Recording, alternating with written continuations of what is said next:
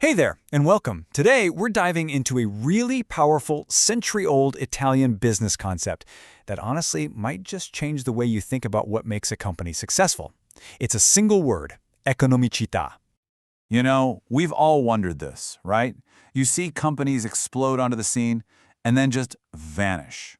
What's the secret sauce that lets a business stick around, not just for a few years, but for generations?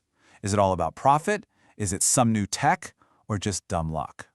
Well, it turns out Italian business thinkers have a fantastic answer, and it's all wrapped up in this idea of economicità. Now, this isn't just about making money. It's about a deep, sustainable kind of health. It's about a company's ability to stay balanced, to support itself, and to just keep going, creating value year after year. It's a huge departure from that grow-at-all-costs mentality we see everywhere today. Okay, so let's get into the story of this idea. We're going to trace it all the way back to its quiet beginnings in the 19th century. Then, we'll see how it turned into a real rule for managers and how this brilliant guy, Gino Zappa, really defined it all. After that, you'll see how it actually became part of Italian law, and we'll wrap up by looking at how this old-school idea stacks up in today's global economy. So let's rewind the clock a bit. Our story kicks off way back in the 1800s, when running a business and keeping the books was a lot simpler than it is now. Back then, nobody was walking around saying the word economicità. But the idea was there, you know? It was just common sense. The accountant's job was just to write down what happened. And the number one goal for the business was just survive. Don't spend more money than you have. It was this basic, unspoken instinct for self-preservation. But then, as we roll into the early 20th century, something really important starts to shift. This idea goes from being this quiet instinct to a very active strategy. And this slide just nails that change. Over on the left, you've got the old way of thinking. Accounting is just a history book. It tells you what already happened. But on the right, look at that. It becomes a tool, a guide to help you make decisions for the future. The goal isn't just to sit on a pile of cash anymore, it's to actively manage the health of this living, breathing organism that is your business. It's about staying in balance. Now, for this idea to really take off, it needed someone to put it all together, to give it a solid framework. And that someone was an economist named Gino Zappa. In the 1930s, he's the guy who really defined economicity as we know it today. Zappa's insight here was just huge. He said economicità wasn't just a good idea. It was the essential condition for a company's life.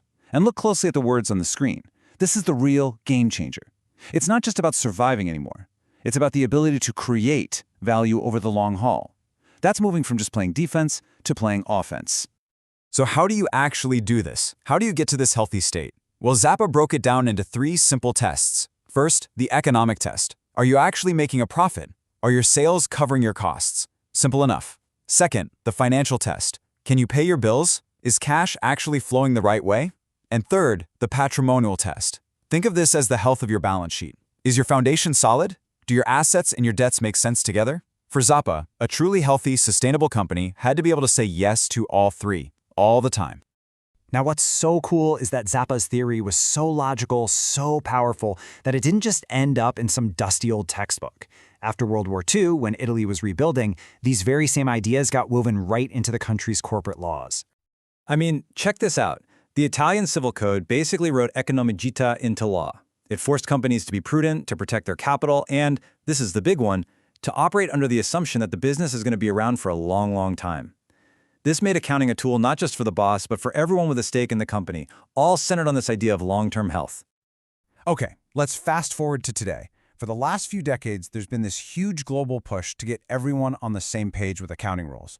You might have heard of them, IFRS, or International Financial Reporting Standards.